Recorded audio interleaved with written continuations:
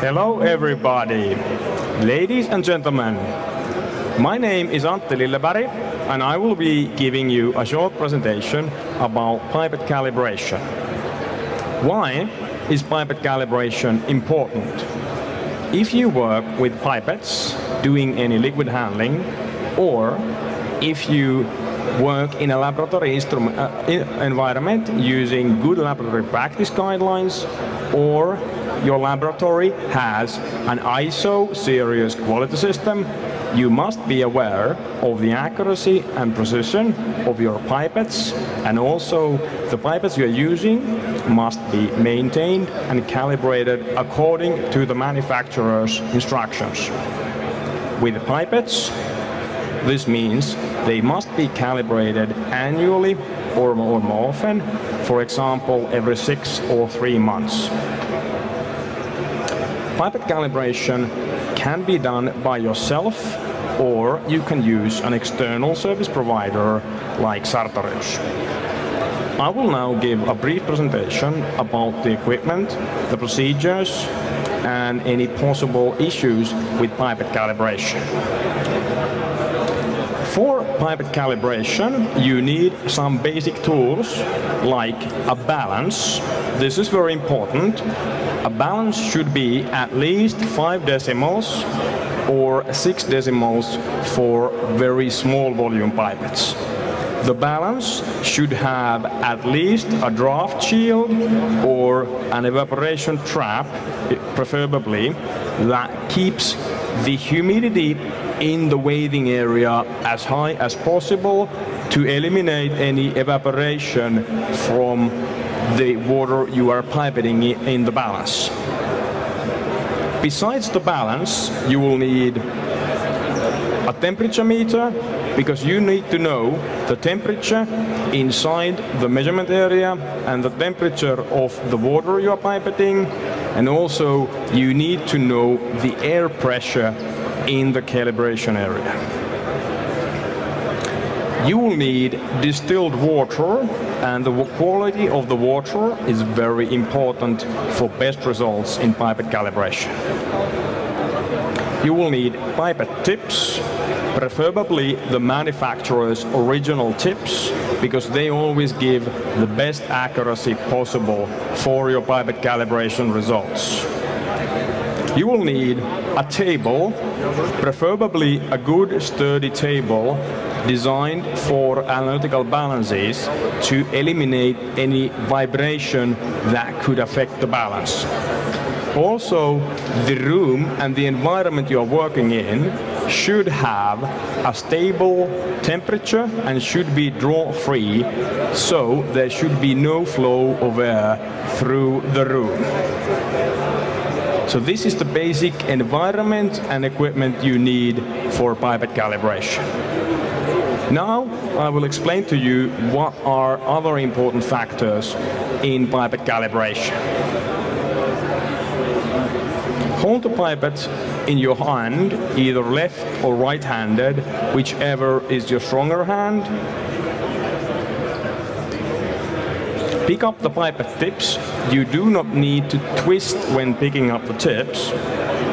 When you aspirate, which means you draw in the liquid, hold the pipette vertically, press the plunger down, and remember always when moving the plunger, use smooth movements and always at a constant rhythm, so you have a good timing and rhythm in your pipetting. When you place the pipette in the liquid, put the end of the tip 2 to 3 millimeters underneath the surface of the liquid. Release the plunger, and the pipette draws in the liquid. If you are doing this, hold the pipette vertically, but when you now pipette out, hold the pipette at an about 45-degree angle, and always pipette against the side of the vessel so that you are touching the vessel wall. So hold the pipette at a 45-degree angle, push down on the plunger against the vessel wall, and remember to wipe off any droplets from the end of the tip against the side of the vessel. So this is basic pipetting technique that you must master if you will be doing any pipetting or pipette calibration. Also, what is important in pipette calibration is pre-wetting. So you must pre-wet the pipette 3 to 5 times before doing calibration, and this is to eliminate any evaporation of water into the pipette from the liquid you're using.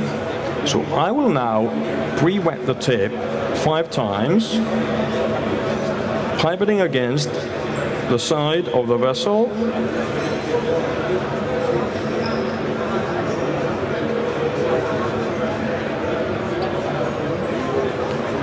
Now the airspace in the pipette is moist and it will be not evaporating into the pipette. I will replace the tip, pick up a new tip, do a single pre-wetting. Now I'm ready to do pipette calibration.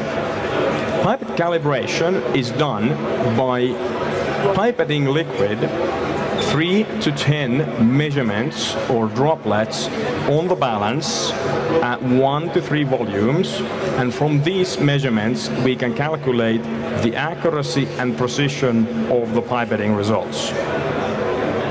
So I will now pipette on the balance. I will use a software to record the measurements and to calculate accuracy and precision.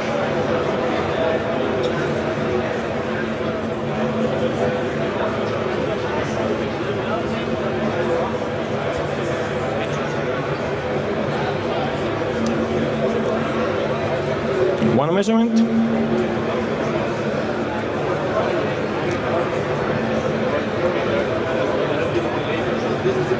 Second measurement.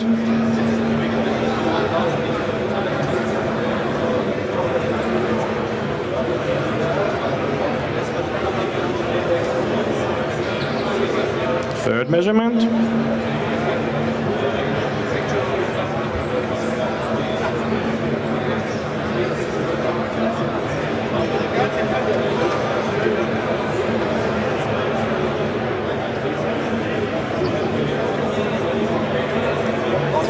I have now done 4 measurements on the balance, and I can determine what is the accuracy and precision of this pipette. If I would have trouble with the accuracy, so my results could be either low or too high, I could adjust the accuracy of the pipette. Most pipettes can be adjusted with the manufacturer's own calibration tool. I have here a bite pipette and a bite calibration tool. I can adjust the calibration by mounting the calibration tool on the calibration nut on the pipette and turning either clockwise to increase or counterclockwise to decrease the results. If I adjust the calibration of the pipette, I must do a recalibration. I must do the measurements again to make sure my adjustment was correct and the accuracy is now perfectly in place. So this was the basic calibration procedure. Important things to remember is that you need to have the equipment and the environment perfectly in place. When you do pipetting, the biggest source of pipetting error is tip fitting. Either the tips are not correct from the original manufacturer, or that the tips have been reused, or possibly the pipette is worn out and can be leaking. Other sources of error are mostly operator related, so you may not be using a correct technique. So always remember to hold the pipette vertically when aspirating, at a 45-degree angle when dispensing, and always remember to pre-wet the tip and always wipe off any droplets from the end of the tip against the side of the vessel wall. Thank Thank you, everybody. I now gave you a small presentation about pipette calibration. This can be used for your benefit, and you can do it either yourself or you can use an external service provider for any of your calibration needs. Thank you, everybody, for your patience, and have a good day.